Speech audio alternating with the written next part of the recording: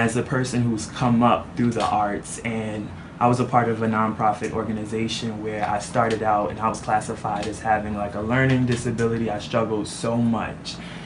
And I found a company that I wanted to be a part of. They didn't turn anyone down, but you had to keep your grades up.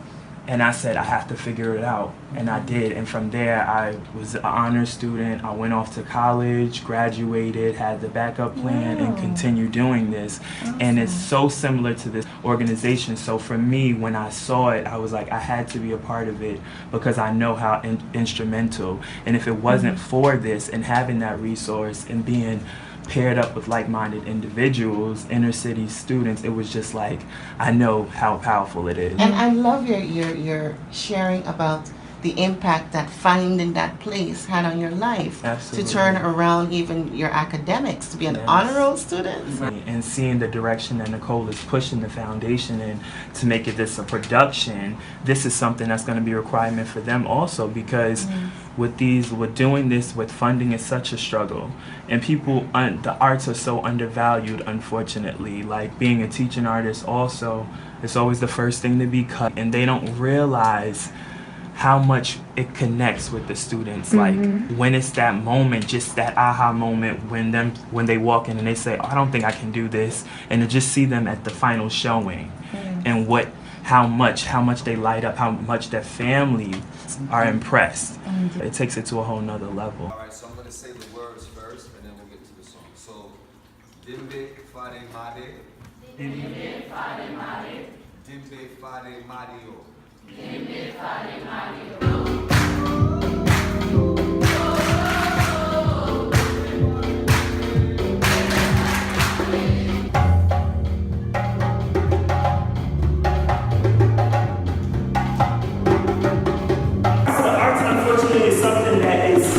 It's usually exploited, and we don't have these opportunities for you guys to be under the instruction of people who love it.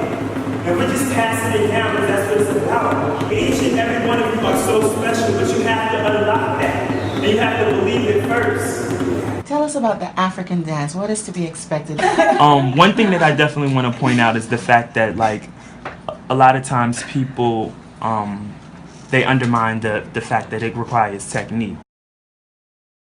Like they think a lot of times that it's just wild, and it's a lot more than that. It takes a lot of discipline, and for me, I've been fortunate to be able to travel to Africa to perform also. I actually studied abroad in South Africa as well. So every time I go, I feel like I find a little bit more of myself. And I turned 13 there, so it was like a rite of passage, and then to do it my junior year, it was like into adulthood also.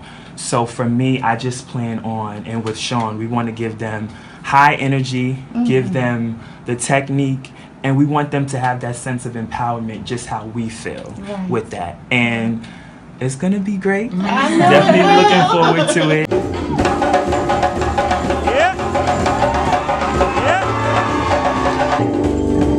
Yeah.